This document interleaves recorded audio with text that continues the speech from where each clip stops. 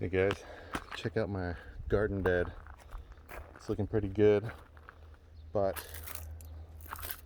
this is we're coming to the end of the season for this stuff. So this is all my winter crops. I need to do some harvesting, and I was in here and I was harvesting my Lacinato kale, and I thought, you know what? Why don't I do a video about kale? Because when I first started growing kale, I didn't know what type to grow, and this one here just kind of interested me for heat tolerance, and so that's the one I went with, and that's what I've been growing for a few years. But this year I thought I'd grow this red Russian kale, and so this was kind of a whim, and I put it in, and it's done really well. And so I want to kind of talk about the differences between the red Russian and this Lacinato. And so first of all, I mean, why grow kale? Well, I think you all know the health benefits of kale. It's just loaded with nutrition, lots of vitamins, minerals, and just good for you. So the other reason is just look at the abundance. Look at how much kale I've got here, and it's really, really easy to grow. So I definitely recommend this crop in the wintertime. These are really cold hardy, down to about 10 degrees, so you can grow them in a lot of zones in the wintertime.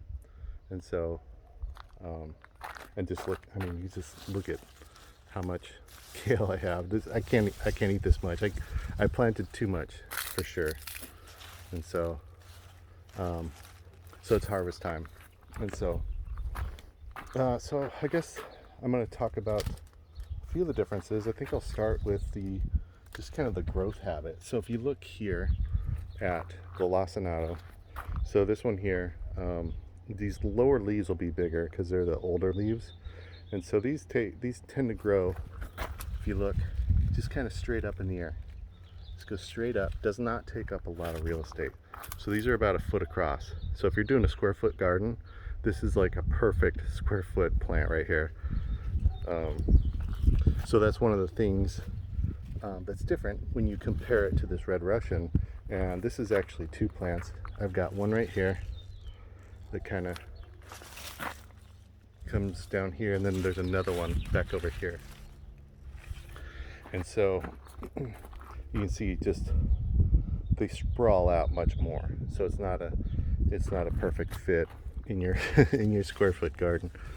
So that's one of the differences, is their growth tendencies. Let's see what else. The harvesting I'll talk about on this Lacinato kale is awesome, because all you do is you come in here and you pick off the leaf that you want. Usually you kind of harvest from the bottom up, and so you pick your leaf, and all you do is just kind of bend it down like that, and it breaks right off. And so it's super easy. Just start from the bottom. You can see all the different harvest points as I came up this stalk here, and it'll continue to grow, and it puts the newest shoots on the top. And so super easy to harvest. Now the red Russian, on the other hand, is a little bit more difficult because it's so bushy, and you gotta kind of get in here. If you want to, let's say you want this leaf here, you gotta kind of reach in here, and it still comes off pretty easy. But what I find a lot of times is when I'm reaching in here, I'll grab a stalk, and it's just kind of hard to get down to the base, and so I end up breaking it off, and then that leaves part of the stalk down there. So it's a little bit more, it's a minor thing, but this is a piece of cake to harvest. This one you have to be a little bit more methodical if you want to get it down at the base. And then let's see, third difference, I'm going to talk about the structure of the leaf, I suppose. Let's see here. So if you look at this one, this one's all messed up. Get rid of that one.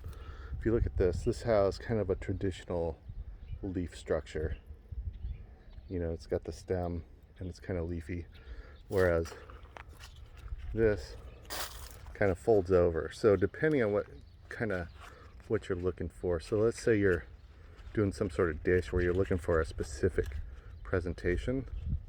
This curly leaf may not work for you. You know, if you're going for just the looks.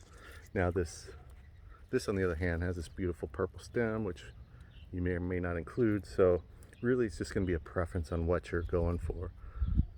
But I will say, if you're just looking to put these in smoothies, I think this Lacinato is the way to go. And the reason for that is if you look at the stem here, the stem is kind of subtle and it just kind of goes up the length of the leaf, as opposed to this one, and it gets wide. And so this one's not that bad, but when you get some of the bigger ones, let me see if I can show you here.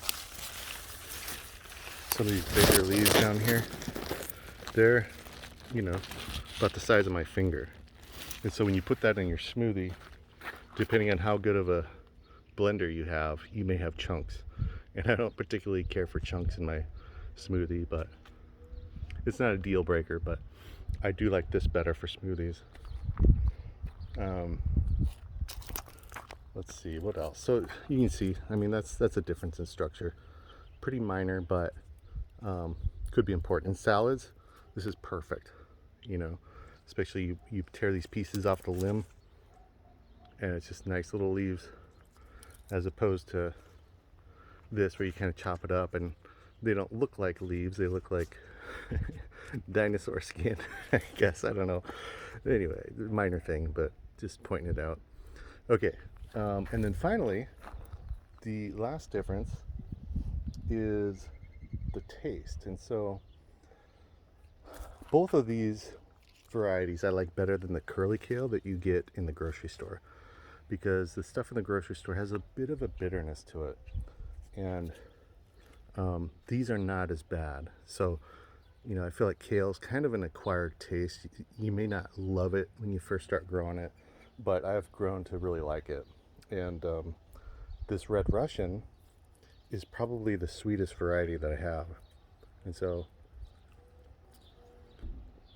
it has a little bit of sweetness to it, which is kind of strange to say when you're eating a, you know, green leaf like this. So as far as taste go, I like the Red Russian just a little bit better than the Dinosaur. Although the Dinosaur kale it's still good, and it's better than what you get in the store.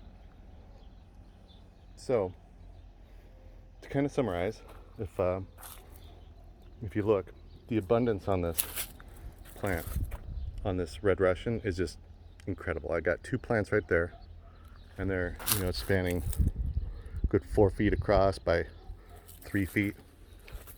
I got this huge bunch here. I mean, what am I gonna do with all this? I'm gonna make kale chips. Maybe start a kale chip business. I don't know.